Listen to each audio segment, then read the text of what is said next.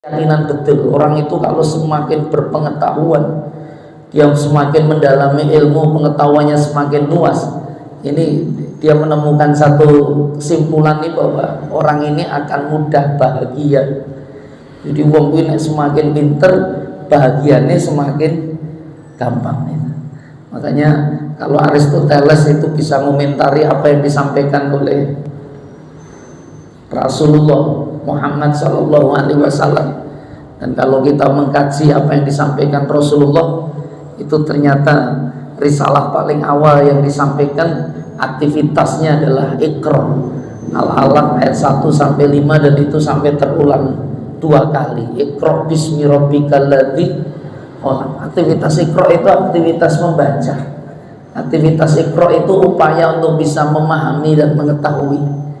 Aktivitasnya Iqra dengan menyebut nama Rabb kau yang telah menciptakan. Itu konsep nilai motif itu harus dimunculkan ketika orang niat ingin belajar, ingin cari ilmu. Karena orang cari ilmu kalau tidak didasari dengan keinginan untuk menambah iman, semakin hilang itu imannya, dan dia semakin mengagungkan akalnya, pikirnya, menuhankan sesuatu yang jelas, sesuatu yang tak layak untuk dituhankan. Makanya Iqra wa rabbukal akram, itu di ayat ketiga Anda akan jumpai perintah kembali kata Iqra, sebuah kalimat dalam bentuk fi'il amr yang turun dalam 5 ayat. Sedikit dalam Quran itu kata-kata yang diawali dengan fi'il amr. Fi'il amr itu paling sedikit, dan ada dalam kaidah ilmu tafsir apabila ada satu ayat yang diulang dalam jarak yang dekat, itu menunjukkan sesuatu ini sangat penting. Dan Iqra itu ternyata diulang 2 kali. Tapi yang ayat ketiga ini cukup menarik karena dilanjutkan dengan kalimat Iqra wa rabbukal akram. Wa rabbukal akram itu disambung dengan huruf ataf. Ataf itu wawu itu. Maksudnya apa Ustaz? Itu kata sambung. Itu sesuatu yang sifatnya setara. Lu kenapa ketika habis ada perintah baca, tiba-tiba Allah menyampaikan kata dan Rob kamu yang al-akram. Al-akram itu artinya apa itu? Itu diambil dari kata karoma, karim. Karim itu kata sifatnya yang artinya mulia. Al-akram itu bentuk ismu tafdil atau yang disebut dengan superlatif. Kenapa Allah tidak menyebut wa rabbukal karim, Allah yang sangat yang mulia, tetapi kok menyebut dengan kata akram? Itu ternyata punya pesan yang sangat tinggi.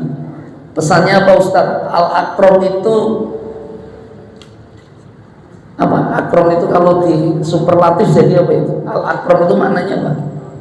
Paling mulia, jadi termulia, paling mulia. Itu sebenarnya pesan utamanya. Kamu bacalah karena yang memerintah membaca itu zat yang paling mulia.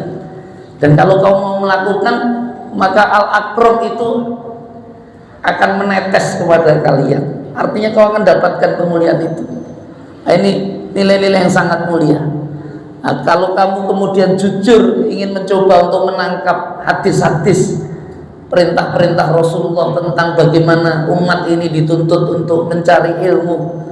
Mungkin kalau kemudian Aristoteles gelem ngaji apa yang disampaikan Rasulullah, tolabul ilm faridotun ala kulli muslimina wal musliman.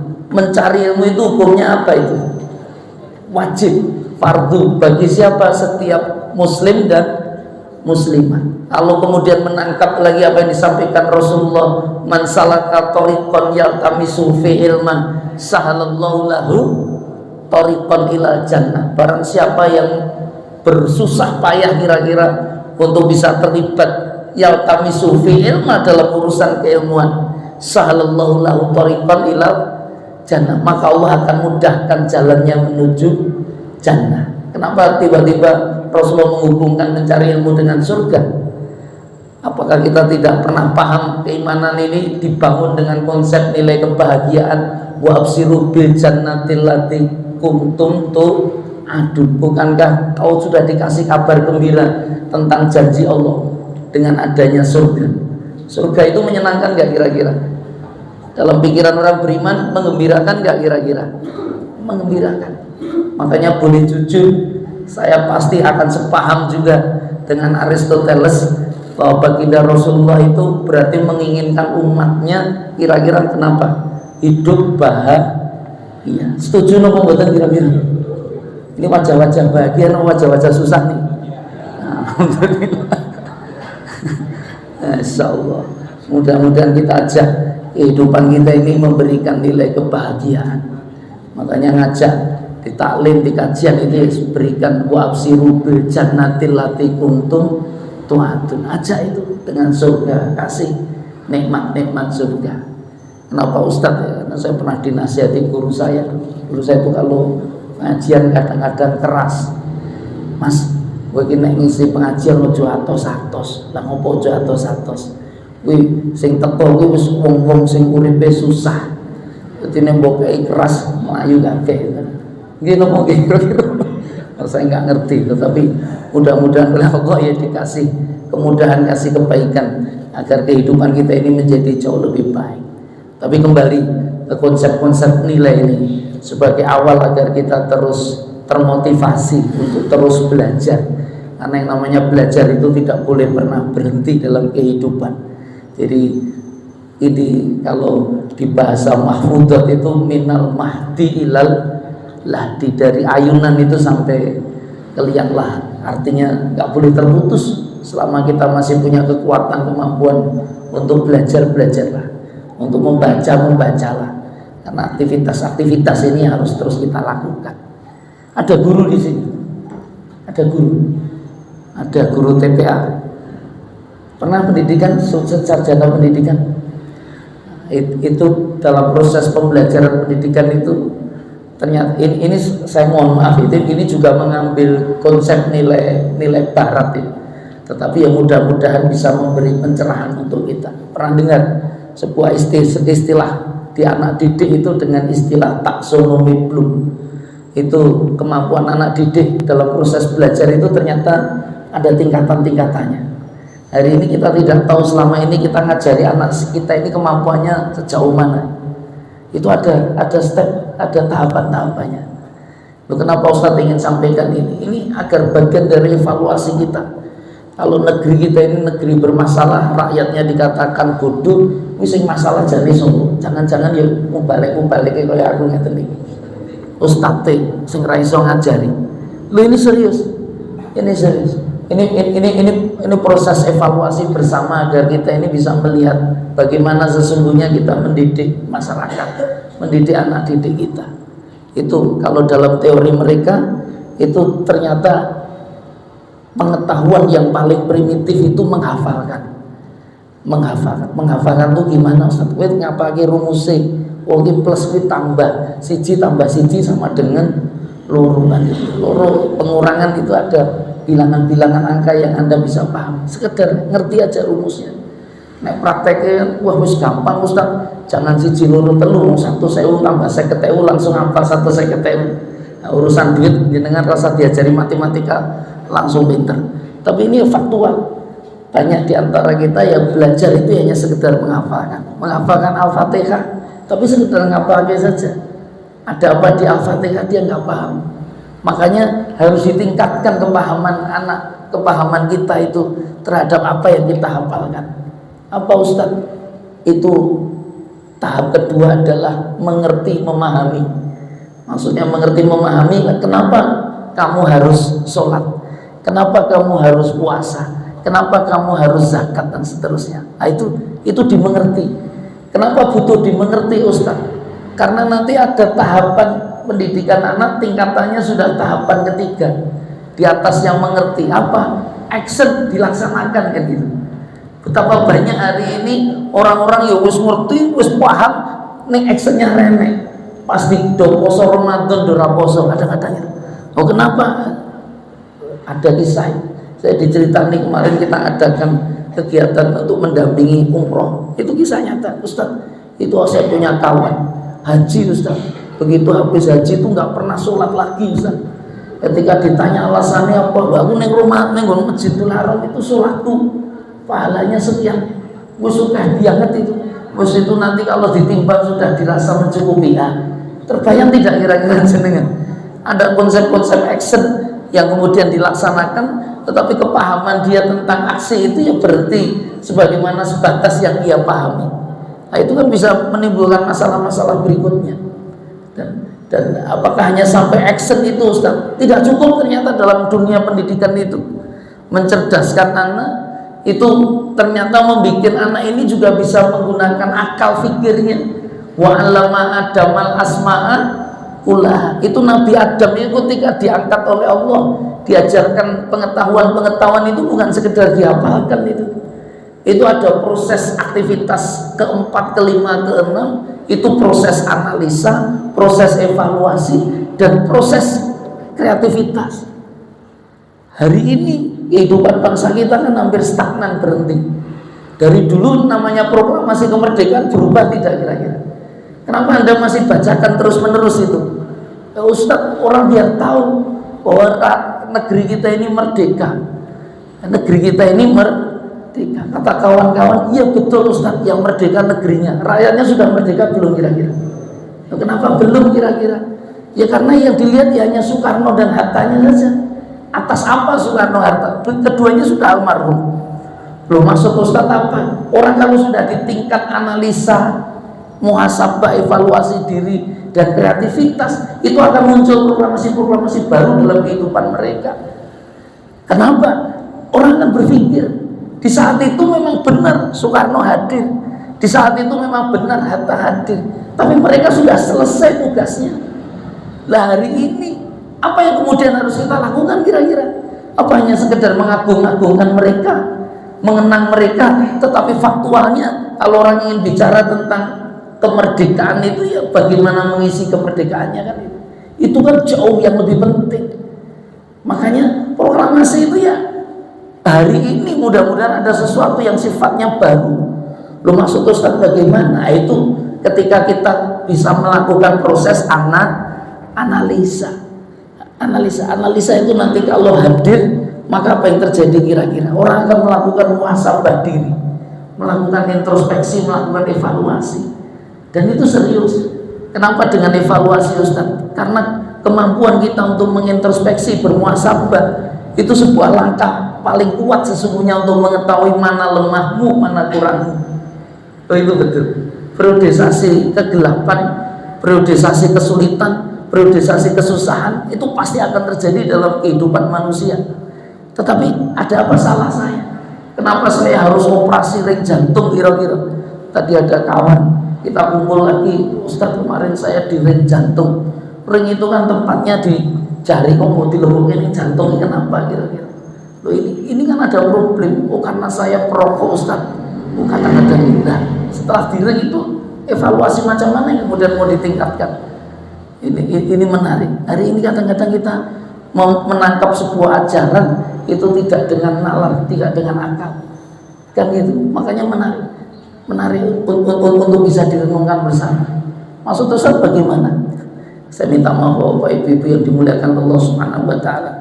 Mungkin 1 bulan yang lalu itu saya pernah diundang oleh Kemenpora untuk menjadi pembicara sosialisasi pemuda anti rokok. Saya minta maaf kalau ada yang masih merokok di tempat yang baik ini. Tapi mudah-mudahan penjelasan ini bisa memberikan pencerahan. Loh kenapa? Itu betul sosialisasi pemuda anti rokok ditempatkan di salah satu universitas di kota Solo, diundang semua mahasiswa. Semua mahasiswa yang notabene ternyata mayoritas yang merokok. Buat apa Ustaz? Ya kita buat membicarakan, kita buat mendiskusikan. Loh, Ustaz Iqbal suruh bicara di sisi apa? Saya diminta karena ini orang yang bicara tentang religius, ini bicara tentang spiritual, ya pendekatan itu. Tetapi dalam konsep aktivitas rokok kan kalau di dunia akademik kan ya orang akan bicara dengan ukuran nalar. Makanya saya bersyukur tidak saya aja pembicaranya, tapi juga diundangkan waktu itu kepala dinas kesehatan kota Solo yang baru saja dilantik saat itu. Itu serius, dia datang. Ternyata dia bawa tim juga dari Puskesmas Purwosari. Oh itu. Nah saya bilang itu kesempatan pertama berikan kepada dokter, kepada dinas kesehatan biar menjelaskan rokok itu apa. Karena hari ini kan pemerintah memang ya sering sosialisasi anti rokok dengan Permenkesnya dan lain sebagainya itu, sehingga iklan-iklan itu kan sebenarnya kalau jenengan nonton iklan rokok, kira-kira nek jenengan nganggo akal sehat kepengin tuku napa mboten kira-kira? Kepengin tuku napa mboten? Itu malah tidak gitu. Makanya wong delok iklan rokok jadi kepengin tuku itu kan nggunakake akal sehat. Apalagi di situ itu saya lihat itu, ternyata betul yang dikatakan. Di situ mesti ada pengaduan layanan. Jadi ini jenengan kepengen berhenti perokok malah nomor teleponnya nih kan. Lho kuwi kira iklan rokok kuwi ngendikan rokok kira-kira. Nah, tapi faktualnya kenapa dengan rokok? Wah, itu cerita itu dari sisi riset medisnya. Ini hampir ada 4.000 zat kimia. 400 diantaranya itu berbahaya. Diantaranya namanya nikotin. Ngertos nikotin ini? Lu ada apa nikotin Ustaz? Nikotin itu yang membuat orang kecanduan. Makanya perokok itu begitu tidak boleh ngerokok, emosihir. Rokoknya dijiko itu nesu kadang-kadang. Yang itu sulit tidur, muring-muring dan seterusnya. Nah, jadi kan gitu nggak kira-kira yang ngerokok dulu? Mungkin ya hampir mirip karena itu pengaruh nikotinnya. Ada pengaruh nikotinnya. Itu kadang-kadang berhentinya naik wis mau guning rumah sakit, kadang-kadang dipaksa untuk ada dalam proses kesadaran. Lah yang menarik itu Dinas Kesehatan menceritakan itu Ustaz, di Puskesmas Purwosari kami punya itu aktivitas yang sifatnya medis terukur dan rasional untuk menangani perokok. Jadi nanti nek bapak pengen menghentikan rokok, hari ini masih suka ngerokok, mencoba datang ke Puskesmas Purwosari. Nanti sampaikan di sini ada klinik yang nangani itu atau tidak. Nek boten kula protes kali kepala dinas karena ngendikan di aktivitas sosialisasi. Ini serius. Saya juga diminta untuk ikut nyambung. Nyambung apa Ustaz? Ya, saya ngasih penjelasan juga. Rokok ditinjau dari sisi apa spiritual. Ada ahli peruyah di sini. Ada ruyah yang biasa ngruyah. Kira-kira iso ngruyah mareke tukang rokok nopo mboten kira-kira. Ternyata para ahli ruyah yang punya pengalaman itu mengatakan bisa. Lu kenapa? Ini lebih menyelamatkan mukanya para perokok. Lu kenapa Ustaz? Karena menurut ahli peruyah, yang kecanduan rokok itu bukan orangnya, sopo jin porinnya. Jadi kalau ngerokok itu didungake nganggo ayat-ayat Allah, jin porinnya terus hilang, sembuh. Mari kowe iki nek terus ngerokok dan dirasani rokok kuwi ra enak. Nek mboten percaya mak coba. Nah, ibu-ibu nek bojone cek perokok mangruyah iki, golek ke air zam-zam mang dongak-dongake muga-muga jin porinnya do hilang. Loh itu ini cerita kawan-kawan ahli peruyah mungkin dengan konsep-konsep seperti itu. Tapi apa yang ingin kita bicarakan kira-kira tentang konsep nilai rokok itu Ustaz? Ya sekali lagi urusan bagaimana orang kemudian bisa mengambil sebuah peristiwa itu dengan ibroh, dengan pelajaran apa, dengan mentadaburi ayat-ayat apa yang sesungguhnya Allah ingin hadirkan dalam kehidupan seseorang atas dirinya. Loh, kenapa Ustaz ingin sampaikan seperti itu?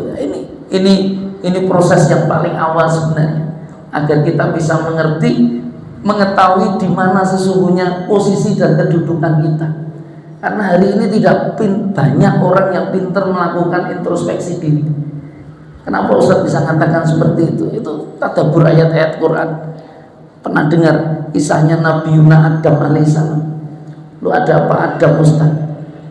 Harus kita tadabburi peristiwa kenapa dia sampai terusir dari surganya Allah. Adam itu awalnya tinggal di mana? Di surga. Surga ini nikmat apa mboten kira-kira? Semua butuhnya dicukupi tidak? Kenapa dia masih melanggar larangannya kira-kira? Apa yang terjadi pada Adam saat itu kira-kira? Ini peristiwa serius yang harus kita analisa. Maka kita akan menemukan Quran surat Al-A'raf ayat 23. Itu kemuliaan yang Allah ingin bangkitkan pada sejarah Nabi Adam alaihissalam. Kalau bukan Allah anugerahkan kesadaran ini, dia tidak akan pernah jadi nabi. Bagaimana Ustaz bisa sampaikan? Karena kalimatnya qala rabbana dzalamna anfusana wa illam taghfir lana wa tarhamna lanakunanna minal khasirin. Pernah dengar doa itu? Artinya apa itu? Qala, keduanya berkata. Qala itu keduanya berkata. Siapa? Nabi Adam dan Sayyidati Hawa. Itu kesadaran diantara keduanya. Jadi, kalau Adam itu isih nyalahke bojone karena sing godho, ratekan iki. Sing bojone yo nyalahke suamine karena yo melanggar, itu juga nggak pernah selesai. Apalagi nyalahke setan, itu paling gampang. Walaupun memang betul setan itu punya andil besar, iblis itu punya andil besar. Ini serius. Tetapi kalimat dolamna anfusana itu menjadi bagian introspeksi paling menarik untuk bisa kita renungkan. Sudahkah kita punya kemampuan untuk menemukan, ini loh salahku, ini loh hilafku, ini loh masalahku. Loh kenapa dengan pengetahuan itu Ustaz? Itu pengetahuan yang menyadarkan kita akan kekurangan kita. Hari ini sulit kita untuk mencari tahu tentang kekurangan kita. Kok Ustaz bisa punya teori seperti itu? Bukankah ada peribahasa dalam bahasa Indonesia? Ini peribahasanya sangat mengerikan itu. Apa? Kuman di seberang lautan nampak, gajah di pelupuk mata tidak nampak. Sing masalah matane watine kira-kira. Hah? Yang masalah apa? Masa kuman di seberang lautan iso ketok? Masuk akal enggak kira-kira? Enggak masuk akal. Tetapi kenapa peribahasa itu bisa muncul kira-kira? Dan gajah di pelupuk mata kok iso tidak nampak nih, masalah ini kira-kira. Loh, ini serius. Hari ini paling gampang itu nyalah ke wong, apa nih pemimpin, wah gampang banget disalahi. Makanya hati-hati, hari ini kalian jadi pemimpin bangsa yang tidak mudah untuk bisa introspeksi diri. Gue kabeh pemimpin dielek-elek kabeh. Coba cerita no pemimpin yang Indonesia nih, kabeh pun koreksi, iso koreksi. Nih gue dewe kira-kira koreksi diri sendiri bisa nggak kira-kira? Ngopo gue rakyat jadi pemimpin, mau pemimpinnya orang Sumber, orang Solo, orang gitu. Gue kadang ngomongnya lebih pinter tuh. Tapi kenapa kamu tidak jadi pemimpin kira-kira? Loh Ustaz mau bicara apa? Hari ini paling mudah itu orang nyari kambing hitam. Pernah ketemu kambing hitam, kambing putih, dicek kira. Dalam rangka apa? Biar dia tidak dalam posisi saya yang salah. Yang salah itu mereka. Yang salah itu orang lain. Itu yang tidak mencerdaskan kita. Makanya pernah ingat dengan kasus yang hampir serupa di zamannya Nabi Nuh alaihissalam. Quran mengabadikan Nuh, namanya Dzunun. Pernah dengar istilah Dzunun? Nuh alaihissalam. Mohon maaf, bukan Nuh, Yunus. Pernah dengar Nabi Yunus? Kenapa dia sampai bisa masuk di perut ikan itu? Peristiwanya apa kira-kira? Ada yang pernah tahu? Kenapa? Asbabnya kenapa kira-kira? Kenapa putus asa? Nah, itu kan lari dari tanggung jawab. Hari ini kan banyak orang yang tidak bisa bertanggung jawab. Isone do jawab ning ra gelem nanggung. Ya apa ya? Lari dari putus asa. Dia belum diperintah Allah kan menyampaikan kebenaran risalah kepada umatnya. Kan gitu. Memang tak ada satupun umat yang mengikuti Yunus. Tapi apa jenengan yang ingin nyandai dewi tentang hidayah itu? Kan nggak bisa. Tugasmu itu hanya menyampaikan. Kita tidak pernah tahu apa yang kemudian terjadi berikutnya. Karena begitu Yunus keluar, apa yang terjadi kira-kira? Umatnya wis dapat hidayah kabel.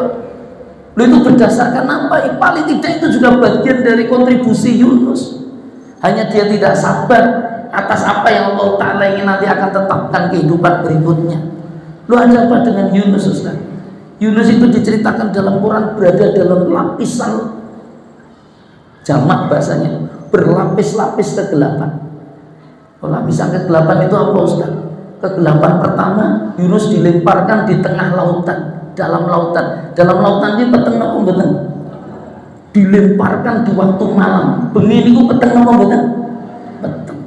Masuk di perut ikan. Pernah masuk di perut ikan jenengan? Kira-kira peteng apa mboten kira-kira? Enggak pernah Ustaz. Kita masuk di perut ikan. Yang pernah ikan sering masuk di perut kita kadang-kadang. Loh, ada nggak ilustrasi jenengan terpikir dalam bayangan Anda ketika berada dalam perut ikan? Ada cahaya nggak kira-kira? Ada cahaya nggak? Itu kalau bukan ada kalam yang muncul dari kesadaran keluar dari lisannya Yunus, itu selamanya sampai hari kiamat Yunus nggak pernah keluar dari perut ikan itu. Itu kata-kata letter seperti itu diterjemahkan di kalangan para ahli tafsir. Ada yang menyampaikan bahwa ikan yang saat itu menelan Nabi Yunus itu sampai hari ini masih hidup katanya gitu. Tapi ada yang punya keyakinan Yunus tidak akan pernah ada cerita lagi. dia bisa memperoleh cahaya keluar dari perut ikan. Ikan jadi bangkai, ya dia juga ikut musnah dengan bangkai ikan. Lu ada apa dengan Yunus? Itu kalamnya menarik sekali. Bagian dari kalam kekuatan orang untuk melepaskan lapisan-lapisan kegelapan.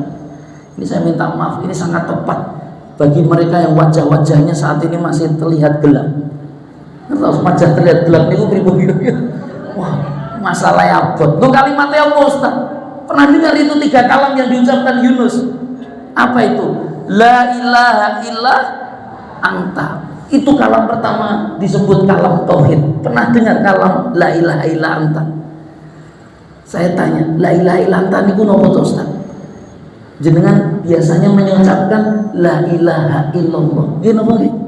La ilaha illallah, la ilaha illallah. Saya tanya, bedanya la ilaha illallah sama la ilaha anta niku napa? Loh, yang keluar dalam kesadaran Yunus bukan la ilaha illallah, tapi la ilaha illallah. Beda napa padha la ilaha illallah sama la ilaha anta niku? Beda napa padha? Padha kalimat tauhid niku. Tapi bunyinya beda. Yang satu itu akhirnya kata Allah, yang satu anta. Bedanya napa niku? Hah? Bedanya napa? Hah? Apa bedanya? Di domir akhirnya. Yang satu Allah, Allah itu domirnya huwa. Kalau anta domirnya langsung kamu. Bisa bedakan nggak ketika Anda bicara tentang dia dan kamu? Hah? Bedanya di mana? Di suasana. Suasana yang bagaimana Ustaz? Kadang-kadang kita perlu menjadi Yunus untuk tidak pernah bisa melihat apa-apa, tidak bisa punya pengharapan atas siapapun, atas makhluk. Lu itu serius dalam kehidupan dunia ini kecuali hanya Allah. Kan gitu. Itu muncul pada Yunus. Siapa lagi yang bisa menolong dia kira-kira? Ada berita acara apa nanti kalau kemudian orang berusaha untuk nyari ikan itu untuk mengeluarkan Yunus? Gak ada. Maka kalimat kedua, kalimat tasbih. Pernah bicara kalimat tasbih. Subhan. Kenapa subhanaka bukan subhanallah? Hah?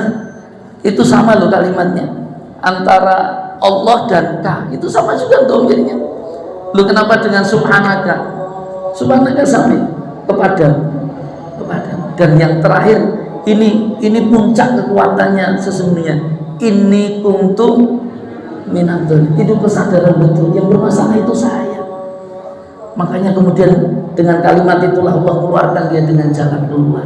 Orang itu kalau belum ketemu evaluasi diri nggak akan pernah dia bisa punya kreativitas, punya kekuatan. Kekuatannya itu bukan dari dirinya, tapi dari Allah.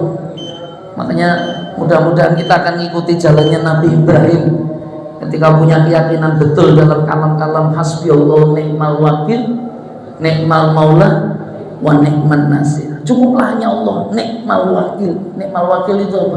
Sebaik-baik tempat kita bergantung.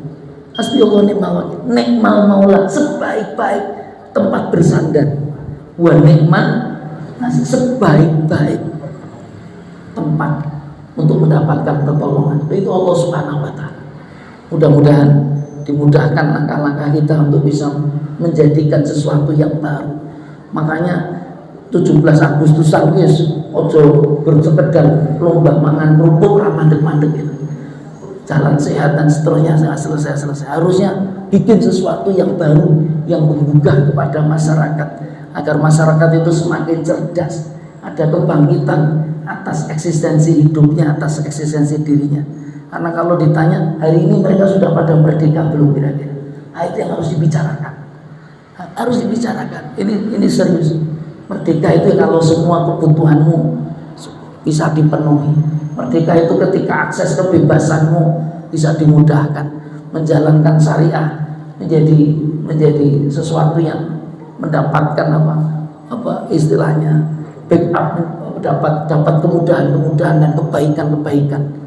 Dan mudah-mudahan oleh Allah negeri kita ini negeri yang meyakini betul bahwa merdekanya atas rahmat dan Allah Subhanahu wa taala. Makanya agar tidak lalai untuk mengenang itu kasih sayang Allah, yang mudah-mudahan kita kembalikan semuanya ini kepada dengan pertolongannya. Ini yang bisa saya sampaikan. Mohon maaf apabila ada kata yang kurang berkenan. Aku lupa lihat astaghfirullahaladzim. Mari kita tutup majelis dengan doa kafaratul majelis.